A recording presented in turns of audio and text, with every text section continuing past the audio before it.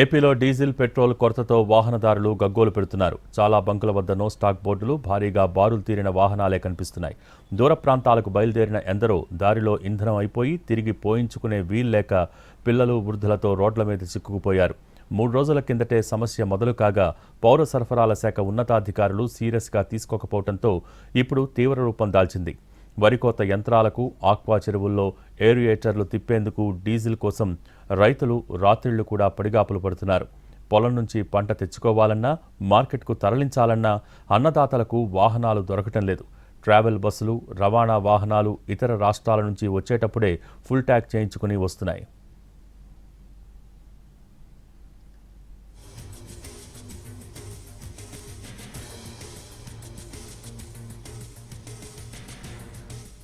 రాష్ట్ర వ్యాప్తంగా 4,510 బంకులు ఉంటే వాటిలో 421 బంకులు మూతపడ్డట్టు ఇంధన సంస్థలు, పౌర సరఫరాల శాఖ అధికారులు లెక్కలు చెబుతున్నారు.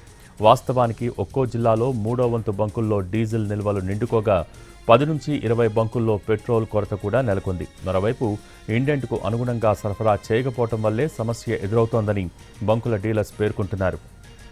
గత ఏడాది అమ్మకాలతో పోలిస్తే పెట్రోల్ 15%, డీజిల్ 25% అధికంగా సరఫరా చేశామని ఇంధన సంస్థలు చెబుతున్నాయి. అయితే అంత చేయలేదని డీలర్స్ అంటున్నారు.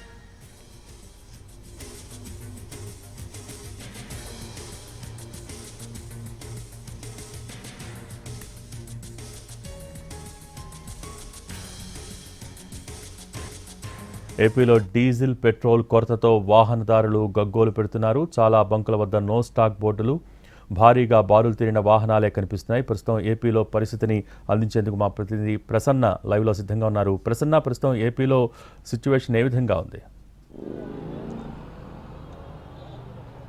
ఆంధ్రప్రదేశ్లో చాలా పెట్రోల్ బంకుల్లో ఇదే పరిస్థితి కనిపిస్తుంది.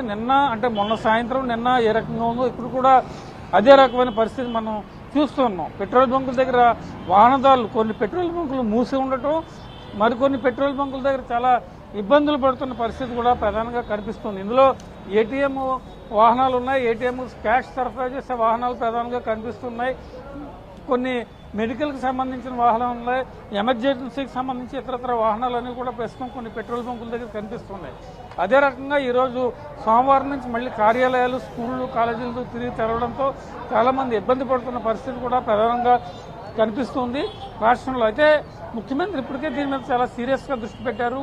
పెట్రోల్ సంస్థల ప్రతినిధులు అందరితో కూడా చర్చలు జరిపారు. ప్రధానంగా దీనికి సంబంధించి ఎవరైతే ఈ పెట్రోల్ కానీ డీజిల్ కానీ విపరీతంగా స్టాల్ చేసి బ్లాక్ మార్కెట్కి ఇతరత్ర తరలిస్తే కనుక కఠిన చర్యలు తీసుకుంటామని కూడా ముఖ్యమంత్రి చాలా స్పష్టంగా చెప్పడం జరిగింది. దీనికి సంబంధించి ప్రధానంగా కొంతమంది వాహనదారులు గవర్నమెంట్ 6 months ఉందని చెప్పి అన్నారు.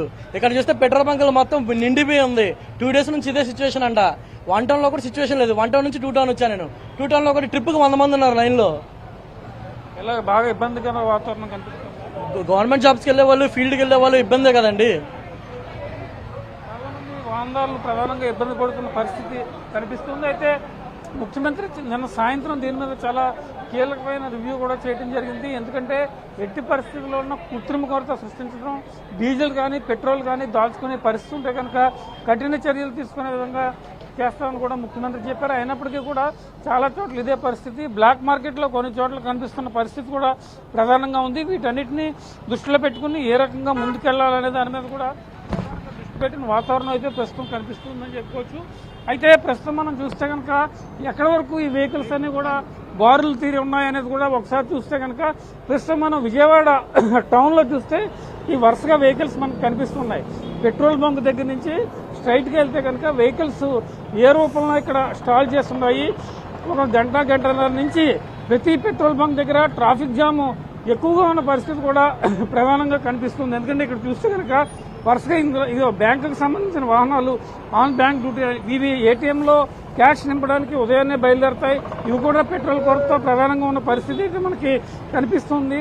ఈ వరుసగా ఇంచుమించు ఒక ½ కిలోమీటర్ వరకు కూడా వెహికల్స్ జామ్ అయిన పరిస్థితి కనిపిస్తుంది. అంటే ప్రతి పెట్రోల్ బంక్ దగ్గర వెహికల్స్ పెట్రోల్ డీజిల్ కోసం ఆగటం, అదేవిధంగా ట్రాఫిక్ జామ్ అవటం, ట్రాఫిక్ అంతరాయం కలుగుతున్న పరిస్థితి. ప్రభుత్వం చాలా సీరియస్గా దృష్టి పెట్టాలి. నిన్న మధ్యాహ్నం నుంచి కూడా దృష్టి పెడుతున్నా, ఇప్పటికీ సెటరేట్ అవ్వలేదు. సోమవారం ఉదయానికల్లా సెటరేట్ చేస్తామన్న పరిస్థితి ప్రధానంగా ఉంది. కాబట్టి అయినప్పటికీ కూడా ఇంకా చర్యలు తీసుకోవాల్సిన పరిస్థితులు అయితే ప్రస్తుతం ఇక్కడ మనకి కనిపిస్తున్నాయని చెప్పుకోవచ్చు.